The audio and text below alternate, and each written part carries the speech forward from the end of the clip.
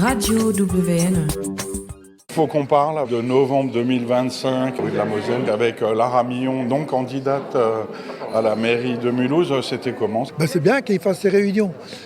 Je pense que tout le monde va le faire. J'ai vu dans le journal qu'il y en a un qui l'a fait. Si après elle nous écoute et qu'elle fait ce qu'on lui a dit, c'est bien. Mais si c'est juste du vent, Mais qu'est-ce qu'elle devrait faire ? On a parlé de la Tour de l'Europe. S'ils la remettent en fonction, ce serait bien. Moi, j'habite en face de la Tour de l'Europe. On n'a pas parlé du parking, mais le parking, on n'y accède pas. Qu'on habite là-bas. Voilà. Merci. Je vous en prie. C'était comment cette rencontre ? C'était intéressant. Moi, je suis un citoyen de Mulhouse qui a fait un peu métro, boulot, dodo, même s'il n'y a pas de métro, c'est vélo, boulot, dodo. Donc, c'était l'occasion de savoir un petit peu, d'apprendre un peu des choses sur ce qui se passe, sur ce qui s'est passé et ce qui peut éventuellement se passer plus tard à Mulhouse. Dans la Réunion, on avait l'impression qu'il y a trop de vélos à Mulhouse ou trop de pistes cyclables. C'est ton avis aussi ? Alors moi, je dois faire peut-être partie du problème. Là, il est juste là, mon vélo. Qu'est-ce qu'elle devrait faire, Lara Millon, ou le maire de Mulhouse, à venir ?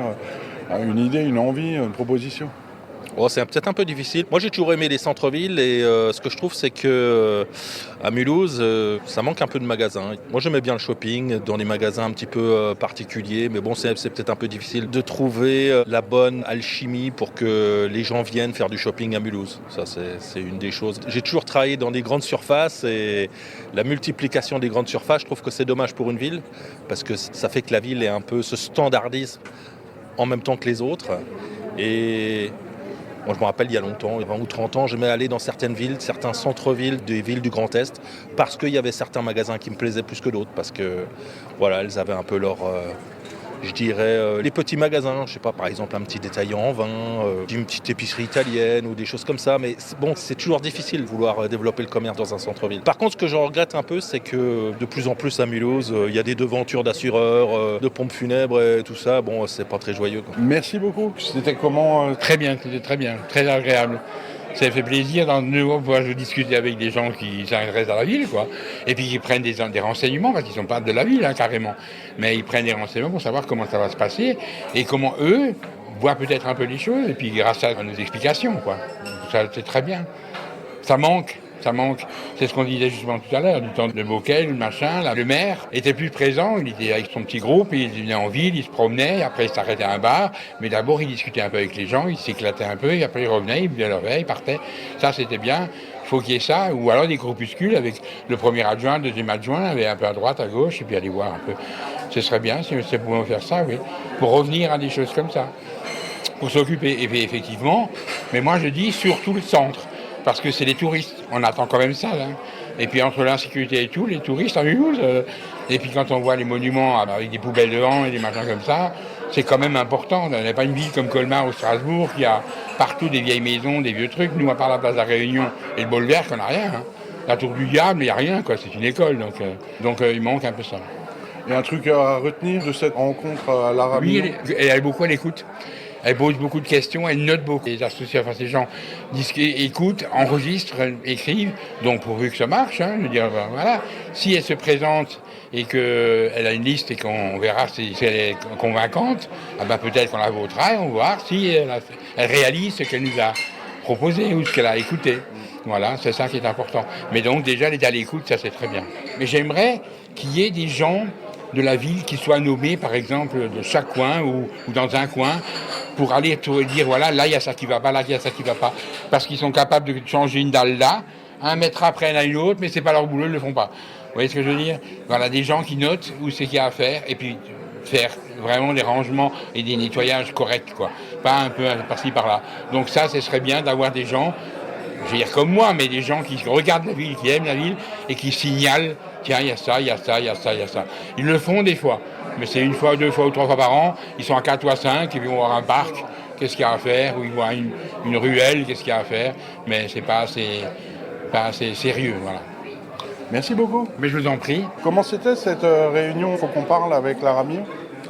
Très bien, une femme à l'écoute qui ne fait pas qu'entendre, mais qui écoute les personnes.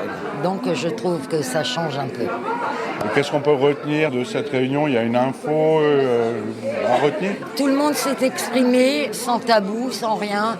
naturellement, donc je trouve que c'est très très bien dans ce contexte, c'est-à-dire que toutes les personnes se sentaient à l'aise et pas jugées par rapport à ce qu'ils allaient dire.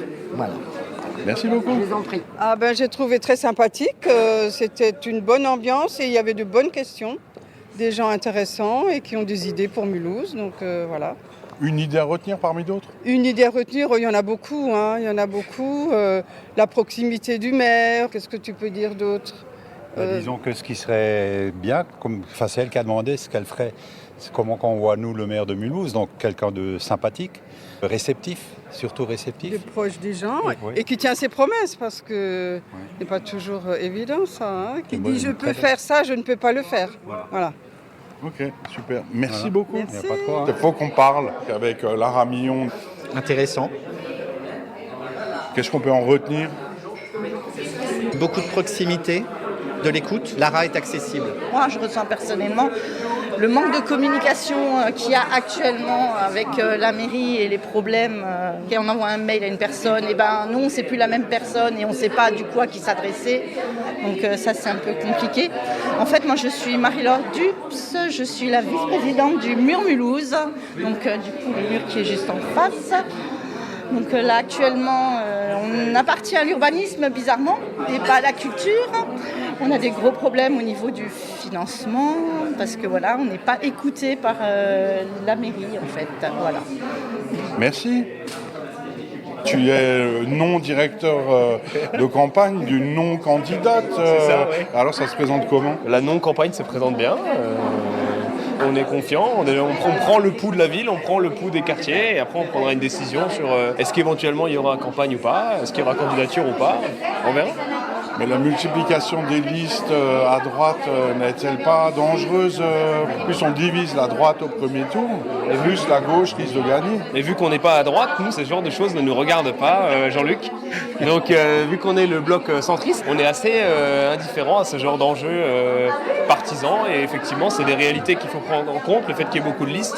Mais la question, c'est est-ce que finalement, il faut être responsable et il faut que les gens qui sont éventuellement des petites listes sachent se rallier avec des gens qui portent des valeurs communes, plus ou moins, ou alors est-ce qu'il faut que justement les blocs appellent à faire rassemblement? Enfin moi je pense qu'effectivement c'est ça la solution.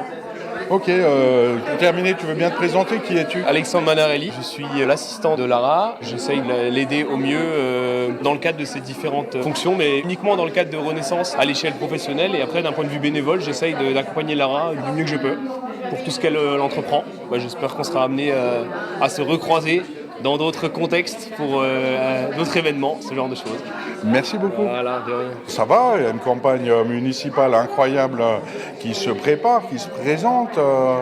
Qu'est-ce qui va se passer? Qu'est-ce que vous faites dans cette campagne? Ah, plus rien, hein. Maintenant, ça y est, c'est fini. Hein. Moi, j'ai donné. Je laisse la place aux jeunes. Voilà. Par contre, c'est vrai que je peux toujours venir pour donner quelques idées, expliquer ce qui peut être fait, parce que je l'ai fait. Et à partir du moment où on a exercé à un moment donné certaines responsabilités, on peut aussi expliquer aux plus jeunes qui vont prendre le relais comment on peut avancer et faire avec de bonnes idées, quoi. Voilà. Oui, mais là, la non-candidature de Lara Millon pour l'instant risque de diviser la droite et le centre au premier tour et de faire perdre des voix à Michel Lutz et à d'autres listes et donc de favoriser la victoire de la gauche. Est-ce que c'est pas une candidature de division, là? Moi, je dirais plutôt que Lara Millon doit trouver le chemin de se mettre d'accord avec d'autres candidats pour faire une belle liste dès le départ. Avec qui, par exemple? Oh, moi je verrais bien Cécile Sornin, Frédéric Marquet, Lara Millon, ça ferait une belle liste. Frédéric Marquet n'acceptera jamais de ne pas être tête de liste. C'est dommage. Il faut parfois de temps en temps réfléchir quant à son ego. Ou Lara Millon, numéro 2 d'une liste Marquet? Ah, je sais pas, c'est à eux de s'entendre, mais je trouve que ce serait la plus belle des listes. Et sinon, pour cette campagne municipale, qu'est-ce qui vous semble important comme projet, comme idée pour Mulhouse, s'il fallait une idée forte? Redonner l'image que Mulhouse mérite, c'est-à-dire des élus qui s'engagent, parce que Mulhouse mérite que les élus s'engagent pour elle. Et pour terminer, est-ce que vous pouvez présenter qui êtes-vous? Christiane Ecker, j'étais adjointe au maire pendant 13 ans à Mulhouse, dans le domaine du commerce, puis de l'urbanisme. mais également des relations transfrontalières et internationales. Et je le regrette que ça ne se fasse plus. Et puis aujourd'hui, présidente de Solea. Voilà. Merci beaucoup. C'était comment cette réunion ? J'ai trouvé que c'était une très bonne méthode parce que moi je crois beaucoup au fait que les réponses viennent des gens qui ont les problèmes et pas des politiques. Donc que les politiques aillent à la rencontre des problèmes, je trouve ça excellent. Et qu'est-ce qu'il y a comme un problème qu'on peut retenir de cette rencontre au temps d'une pause rue de la Moselle ? Oh, il y en a eu beaucoup. Il y a eu des problèmes très locaux de crottes de chien devant sa porte jusqu'au rayonnement de Mulhouse au niveau national et international et tout ce qui va au milieu. Et toi, tu as un truc à défendre pour Mulhouse ? Qu'est-ce qui te ferait plaisir ? Quelle envie, quelle question aurais-tu envie de mettre en avant ? Alors moi, j'aimerais bien que Mulhouse utilise la force de sa jeunesse pour le numérique et que du coup, on donne beaucoup de moyens aux jeunes Mulhousiens pour créer des entreprises innovantes. Ça n'existe pas, ça, aujourd'hui ? Ça existe à KM0 et félicitations à ses créateurs. Mais les politiques, eux, ont complètement encore raté cette dimension. Merci beaucoup. Je t'en prie. C'était très bien, ça a permis de pouvoir voir plusieurs points de vue, d'entendre des discussions, de voir ce que les gens entendent, quelle que soit peut-être leur opinion politique ou personnelle, de remonter ce qu'ils ressentent à plus ou moins juste titre. Donc cette réunion a permis vraiment une discussion qu'on a rarement l'occasion d'avoir. Et qu'est-ce que tu retiendrais comme info de cette rencontre ? Que les gens veulent beaucoup plus de communication, qu'ils veulent qu'on soit beaucoup plus à leur écoute, que leurs problèmes, à défaut qu'ils soient réglés, soient au moins remontés, qu'on sait qu'il y a des gens qui puissent répondre, qu'on leur dise que peut-être c'est résolvable ou non, mais au moins qu'il y ait une réponse à leurs problèmes. Et toi, personnellement, qu'est-ce que tu aimerais résoudre comme problème avec ces municipales ? Enfin, quelle idée forte aimerais-tu défendre ? Dans une ville comme Mulhouse, qui est plus que multiculturelle, quand on fait des municipales pour cette ville, il faut vraiment comprendre et avoir un projet très global, qui prend en compte une multiple facette de choses. Il ne faut pas juste se centrer sur son opinion politique, il faut continuer à avoir la discussion ouverte envers toutes ces facettes qu'incarne notre ville, excessivement diverses, culturellement parlant et socialement parlant. Merci beaucoup. Radio WN.